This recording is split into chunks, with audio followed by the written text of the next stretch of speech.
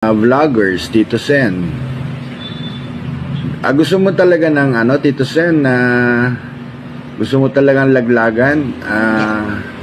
Gusto mo i-reveal ko na mula 2013 kung sino po yung kabit nyo, Tito Sen? Importante sa akin yun. Importante sa akin yung aking trabaho bilang Blue Ribbon Chairman. Wait lang, sir.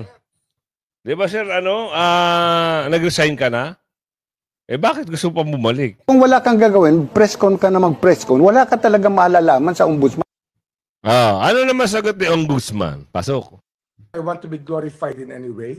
I'm just doing my job. And transparency is something that the people are looking for, especially now when there are so many corruption scandals throughout the country. We have to keep the stakeholders informed of what's happening or what action we are taking. Yes. Magandang hapon muli sa ating mga kasama. Nandito na naman si Kuya Goods nagbabalik. At syempre, kung hindi ka pa nakasubscribe sa ating channel, pasubscribe na lang po at hit mo na rin yung bell para updated ka sa ating mga video. Tiwala ng mga investor sa Pinas na ibalik na? Ha? Totoo ba? Huwag nyo kaming lokohin. Inayawan na ho. Inayawan na ho ng mga negosyante. Oo. Kung nabalitaan nyo nga doon pa sila nakipag-picture kay Bibi Sara ilang linggo nakalipas. Tapos dito, ibabalita ng tubante na naibalik na. Nako, huwag nyo kami pinagluloko ha. Huwag nyo kaming pasinungalingan. At kapihan, ang sagot ni Pinky, mamaya. Meron siyang press con. Live to ngayon Kaya dito tayo magtutuon ng usapin. Pero ipasok muna natin dito. Ano may yung pinagsasabi dito na naibalik na? Baka katawa-tawa ito ha. Kaya ang katanungan ng mga netizens. Sino ba talaga ang nagsisinungaling?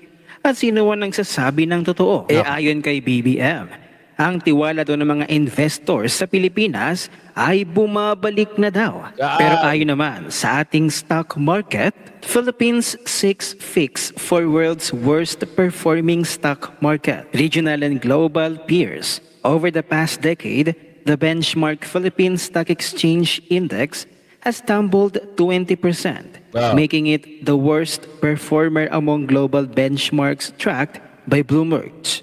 By contrast, a gauge of Asia-Pacific stocks have jumped 72% while neighboring Indonesia's Jakarta Composite Index has surged 82%. Pero nung sinabi ni BBM na naibalik na daw ang tiwala ng investors sa Pilipinas, tingnan nyo naman ang reaction ng taong bayan. Lamang na lamang ang ha-ha reaction or laugh reaction. Dito pa lamang ay makikita mo na kung naniniwala pa ba ang taong bayan sa kanya. Samantalang ang nakikita nyo ngayon sa larawan ay natatanging pula, negative 19%. Oo, ang stock market ng Pilipinas ang natatanging namumula. Indikasyon ng pagbagsak nito ng 19% ngayong taon. Kaya nga sabi ni Kifi Chu, congratulations Marcos government. Mahiya naman kayo sa Pilipinas and just let go. If di nyo kayang patakbuhin ng bansa, November na, matumal pa rin ang mga negosyo. Diba? At this time, malakas at... Mag-resign na kung hindi kayang patakbuhin ng Pilipinas. Wala na hong mangyayari kasi gano'n na lahat, gano'n. Pare-pare, paulit-ulit. Maganda pa yun kay Tatay Digong maraming investor kahit may pandemic Pandemic. Diba? Marami pang investor. At yung mga nagtitiwala ng mga negosyante, talagang tuwan-tuwa dahil walang korupsyon ngayon. Kaya ayaw ng mga malalaking mga negosyante na mag-invest sa Pilipinas kasi mauubos lang, baka mabangkara pa sila.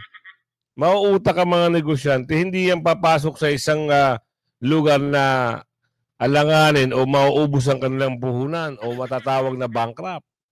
Kahit naman ako susugal pa ba ako sa bansang alam mo naman na doon pa lang baka magkaroon na kagad ng dealing na humingi ng porsyento bago may pasok sa wag na lang. Ngayon naku, may mga ugong-ugong si Tutasin may ano matawag doon? May sinabi si Kuya Adjo. Oo, kay Tutasin. Naku, nakakahiya ito. May jubet! Ilalabas na raw. Huwag daw pilitin. Pag pinilit, sigurado ilalabas ang mga pangalan ng jubet. Matagal na pala ito. Pasok natin. Ano kuya? Sino kaya ang... magugulat kayo talaga rito. Dami mo na naman na pinalabas na yung mga bayaran mo na sa mga vloggers, Tito Sen. Gusto mo talaga ng Tito Sen, gusto mo talagang laglagan? Gusto mo i-reveal ko na mula 2013 kung sino po yung kabit nyo, Tito Sen? Nako! Okay ba sa yun, Tito Sen? Gusto mo sabihin ko na kung sino yung kabit mo mula 2013 na pinalaki? 2013. 2025 ngayon. So, ang habang panahon, meron siyang jubet. Blind item ba ito, Kuya Aljo Yana? Pwede bang pakibulong, ha? Isang beses lang, oh. Sino-sino? Mukhang may nabanggit siya parang sa may, yung, ano na rin, ang tawag doon, yung noon times yung nila, meron daw din doon di umano. Nakakalorkey! Babay, blind item na yan! Sino itets? Ito ba yung naanakan ni Ets? Sino ito? Tuloy. Akad mo sa akin. Sabihin mo lang, Tito Sen, at ko na.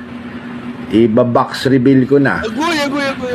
Sasabihin ko na sa taong bayan kung sino yung kabit mo mula 2013. Sige lang, banatan nyo lang ako at marami pa akong ilalabas. Sino kaya yun? Tuloy ako, napapaisip ako eh. Sa pinuti-puti ng buhok nito, meron pa palang init sa katawan. Hanggang ngayon, meron pa rin daw di umano. Ba't hindi na alam nung asawa yan? Mahina siguro ang... sa bagay. Mas masarap daw pag merong jubet daw eh. Sabi nila. Sila nagsabi ha. Sino-sino? Sila, alam mo naman sila. Ano? Naku, mamaya ho, nagsagutan na ho. Itong si dating ombudsman at yung bagong ombudsman, meron na silang kanya-kanyang pahayag. Ang sabi ng dating ombudsman, huwag ka masyadong pa-preskon. Trabaho-trabaho din. Sumagot ngayong itong siya, mamaya abangan nyo. At ito na. Gusto kong bigyan ng reaction ito. Alam nyo bakit?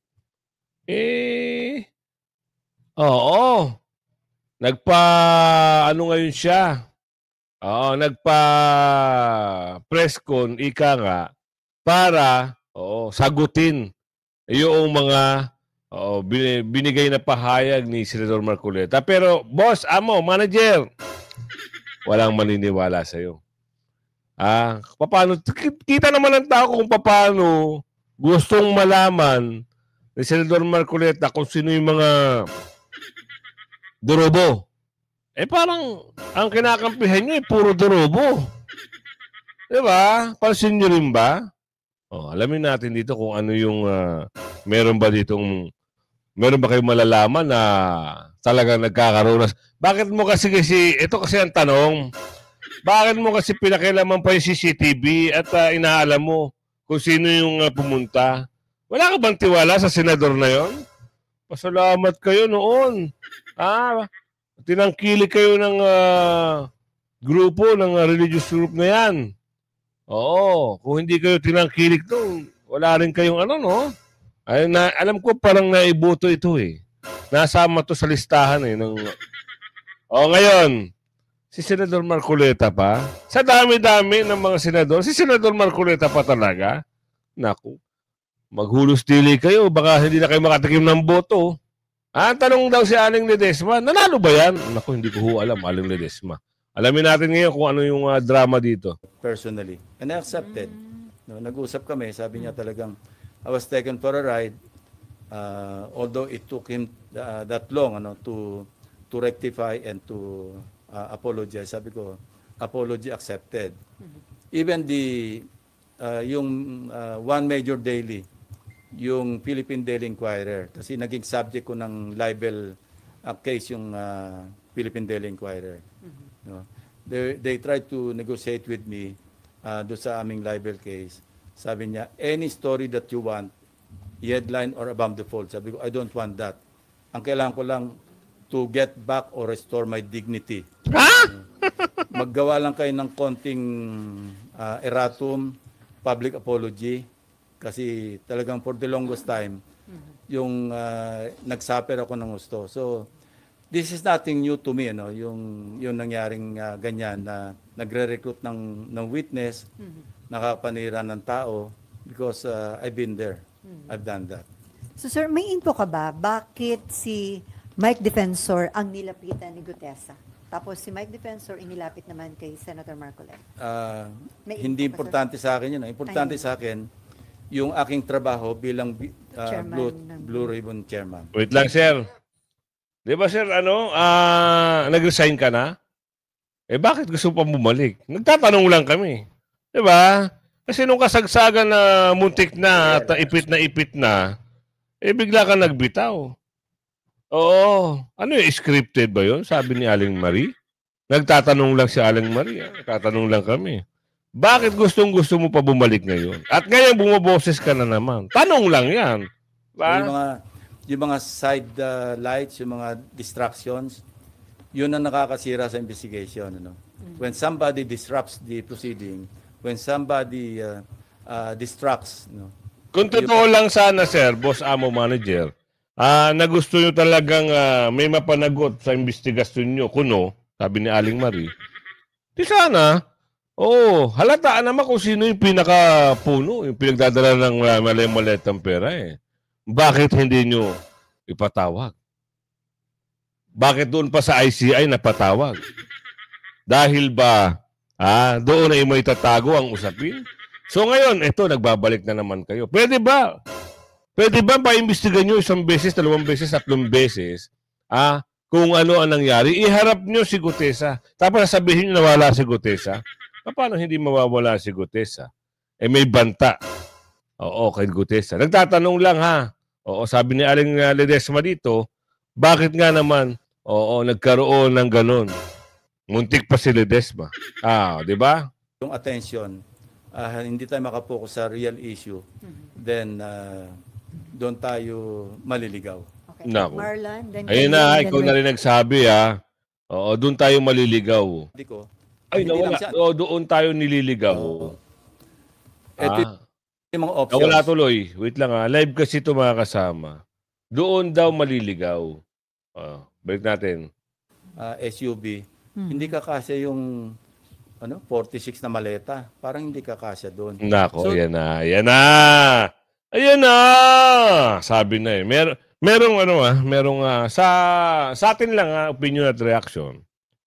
Meron talagang dito. May kumpas ang manibela rito. Kailangan mo ipagtanggol. Kailangan mo talagang ipagtanggol. Bakit? Ano meron? Magkano? Sabi ni Aling Marie. Tatanong si Aling Marie These are, if we examine the testimony o yung kanyang yung as narrated, titingnan natin lahat yon. And paggawa ng committee report, pati sa recommendation, kung sino ba yung papelan ng charges, all those things will be considered. Sir, tinry niyo po bang lapitan o kausapin si Senator Marcoleta since siya yung nagpresenta? Baka siya yung dapat mag-exert din ng efforts to locate yung witness niya. Hindi kami nag-uusap eh. Kasi magaling kasi yung ginawa nyo. Hindi trabaho ng senador, pati ba naman CCTV, panghihimasukan nyo. Sir, Basta papadala ko lang subpoena sa office niya. Bahala siya kung gusto niya produce niya. sir, is there a need to invite then si Mike Defensor and then another si Hindi Congress? na, madidistract lang eh. Let's go. Nako, yan na Patawag nyo para magkaalaman. Diba? Madidistract o talagang dinidistract? Diba? Isipin nyo mga kasama, tumbok na, alam na, Senador Marcoleta, tumbok na eh. Tapos ito, bigla silang pumasok, sila ngayon ang Blue Ribbon Chairman. Tapos ito nangyayari ngayon, nawawala sa kas ng palabas itong si Balulong.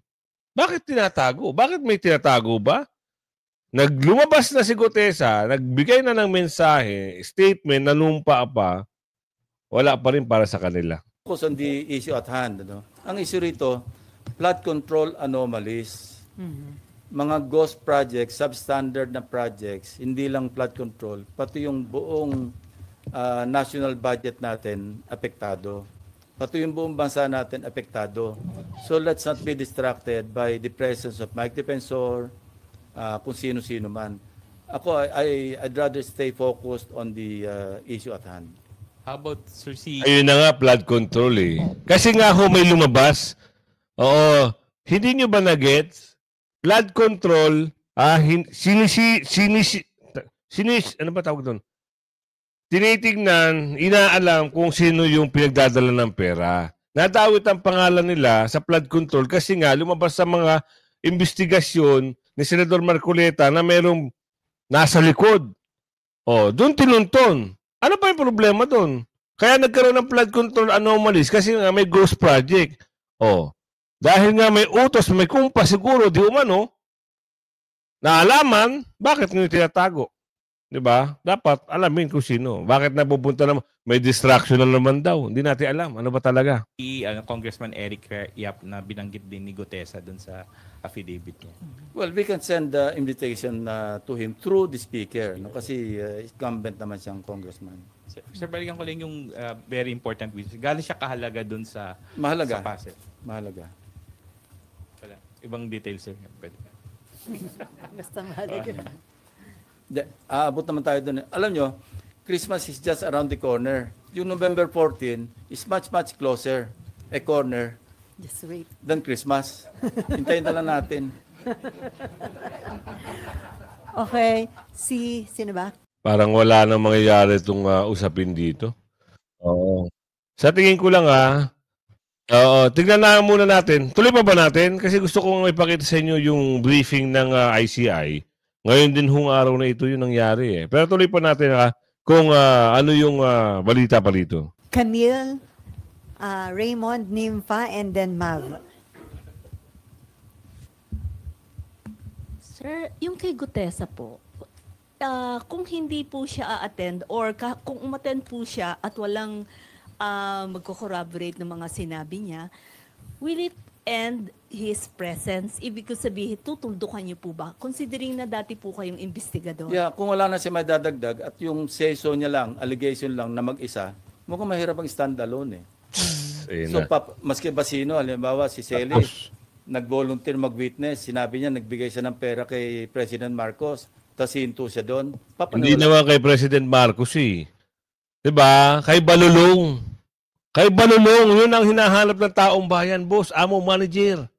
Bakit hindi nyo masabi, maidawit ang pangalan o maimbestigahan man lang at wala na, tutuldo ka na. Kung sakali daw walang napanood nyo naman. Ay, wala tayong magagawa doon. Kung tatapusin na nila yung pelikula, wala na. Mangyayari dito ay wala na, ligtas na talaga.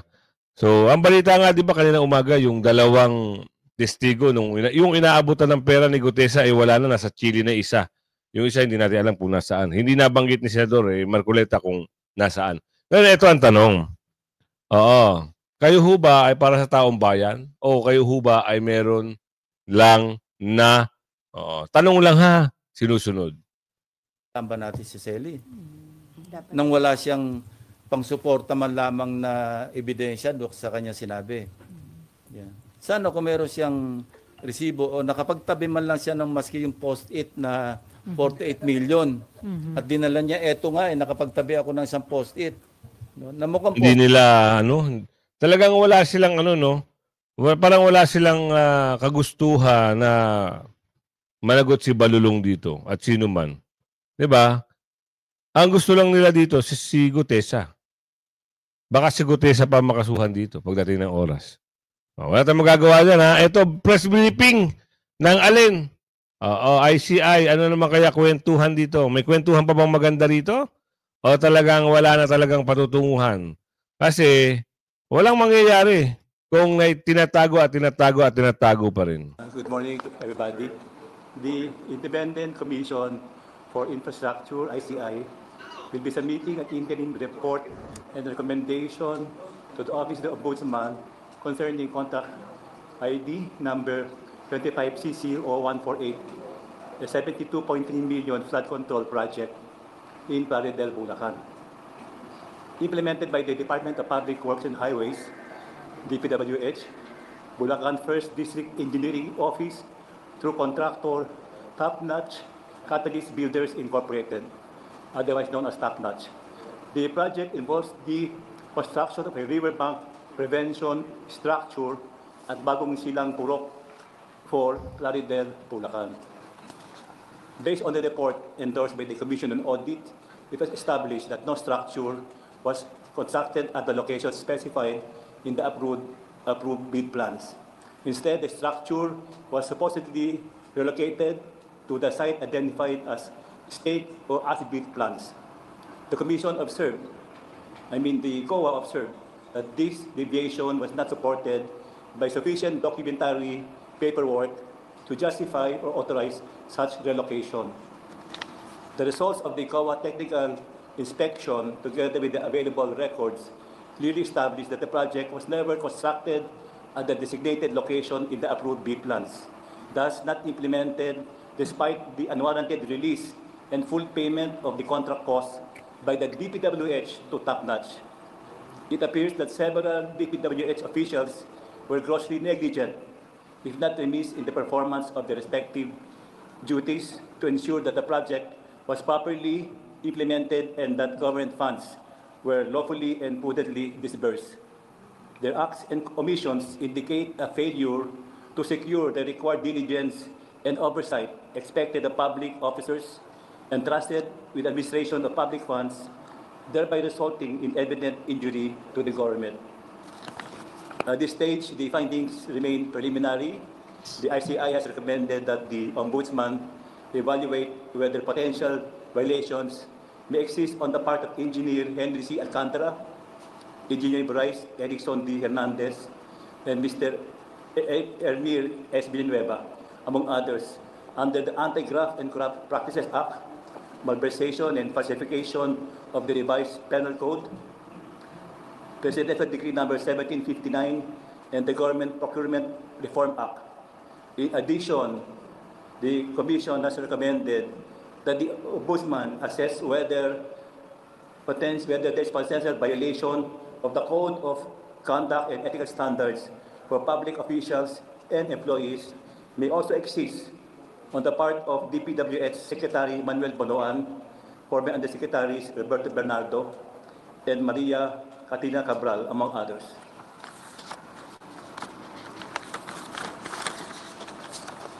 Public office is a public trust. Public office means a sacrifice for the betterment of the Filipino people and not to make your life better at the expense of the people. And please, to them, do not steal the people's money. Hirap, ano? Pag mga gantong bagay, wala na. Ang mangyayari dito, tapos na. Kasi meron ng kakasuhan. Ang nakasuhan, sinabi naman doon, si Bryce, si Alcantara, at kasama si Senador, di ba? Ilang araw na lumabas yung ugong-ugong, 2 senador at yung ibang mga kontraktor. At sinabi naman doon, walang sinabi doon na balulong. Meron ba? Ligtas si balulong. Diyos mio, Marimar! Aguy, aguy, aguy! Courtesy resignation sa Ombudsman. Naku, ano kaya ito? Mukhang courtesy resignation? Talaga ba? Ang hinahanap ng taong bayan ay mag-resign yung mga, yung mga tiwali. Yun, para merong reforma. O meron ding, ng tipaklong, ang dami nilang tagapagsalita ngayon, no? Pero bibigay ko muna sa inyo itong ito yung nakaraan na to eh. Ito yung sinabi ni dating ombudsman. At may sagot dyan yung bagong ombudsman. Mulya, if you are listening, you work. Stop conducting press conferences almost every day. because you will never know what is really happening in the office of the ombudsman. Biro mo hindi mo alam anong proseso sa isang kaso. Kaya kung minsan nagmumukhang tanga yung ombudsman. Agoy. Kaya kung wala kang gagawin, press con ka na mag-press con, wala ka talaga maalalaman sa ombudsman. Ano naman sagot ni ombudsman? Pasok. I want to be glorified in any way. I'm just doing my job. And transparency is something that the people are looking for, especially now when there are so many corruption scandals throughout the country. We have to keep the stakeholders informed of what's happening or what action we are taking. So ito po yung nagiging approach siya. So tuloy-tuloy lang itong public disclosure ng inyong ginagawa. I think it's important that the ombudsman is in touch with the people. Diba? It's supposed to be the protector of the people. But how can you protect people that you do not even know or people who cannot even tell you anything? Dapat yan, open ka, tsaka transparent ka. Pero hindi sinabi, araw-araw kayo magpa-press con. Sabi dito ni Aling Ledesma. Ano yung mga bagay-bagay na dapat pagtuunan nyo lang? Ang pagtuunan nyo, yung mga, kasi nalilihis na puro lihis na talaga. Wala na silang ibang ginawa kundi magbigay, magpalabas ng mga bagay-bagay na kagaya nito. Sa Duterte na naman sila nakatuon. Puro Duterte na lang. Magbibigay sila ng isang atake para Duterte ang, ano to, meron TRO versus Bryce Hernandez. Ibinasura. Temporary restraining order versus Bryce Binasura. Bakit?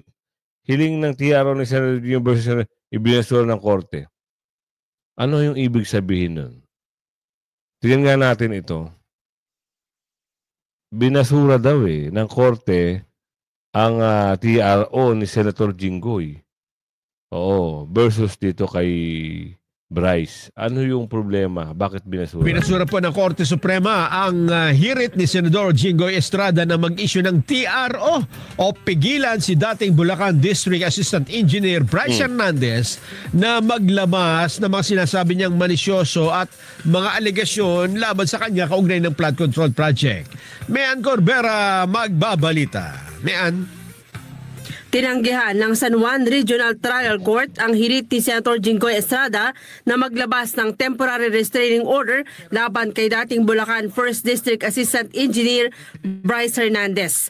Naghain ng injunction case Estrada laban kay Hernandez para tumigil na ito sa paglalabas ng mga malisyoso at mapanirang akusasyon laban sa kanya.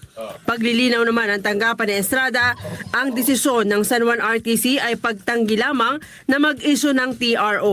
Ayon sa abogado ni Estrada na si Attorney Bianca Soriano, ang writ of preliminary injunction ay nananatiling nakabitin at didinggin pa sa November 12 kung saan ang dalawang partido ay magkakaroon ng pagkakataon na ipakita ang kanilang mga argumento at mga ebidensya.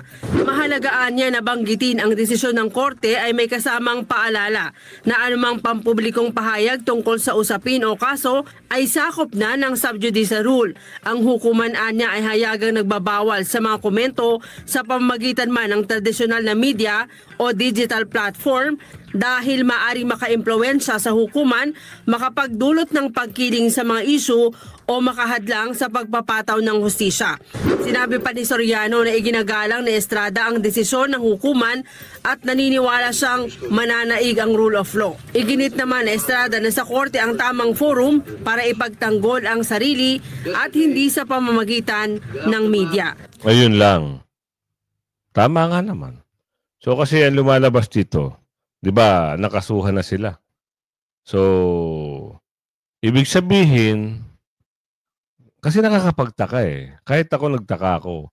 Ang dapat imbestigahan dito, yung mga perang involved, yung mga, kung sino man yung pinaka-leader, o pinaka-punot dulo, napunta sa wala. Napunta ngayon sa mga senador. Oo. Sila ngayon ang nasampahan pa ng kaso. Ano yung hirit na Senador Jinggoy? Pasok. Magpapatuloy naman daw ang kampo na Estrada sa paggamit ng lahat ng legal na hakbang para matiyak na mananagot ang mga lumalabag sa karapatang pantao at nagpapakalat ng anumang kasinungalingan. Yun lang. So, yan yung mga bagay-bagay na balita ngayon at nakakahiya yung mga totoo pala na totoo pala yan yung kabit-kabit. Oo, kinabit-kabit. Nakakahiya yung siniwalat ni dating kasamahan niya sa noontime show. May katotohanan siguro yun kasi hindi naman maglalabas yung tao kung wala. Kung walang mga ganung bagay, hindi niya naman i-expose yun. Baka, sinabi niya nga doon, 2013, siya pa yung, di ba? Ibig sabihin, may alam nga si Anjo Iliana. Nakakahiya ito doon sa senador, kay Tutasin. Bakit? Masisira ang kanyang pangalan at siyempre sira sa kanyang pamilya. Tanda-tanda mo na, ang legbog mo pa. Di ba? Isipin mo yun, Ilang taon na yan? Sa bagay, wala naman daw yan. Wala naman daw question yan kasi pag, meron pa naman daw, tumitirik pa naman daw yan. Naghahanap pa. Aso nga lang, siyempre, iskandalo yan. Kung totoo nga, di totoo. Kung hindi, di chismis yan. Pero, kung umabot ka sa video natin ito, hanggang sa muli, pakilagay share. Bye-bye.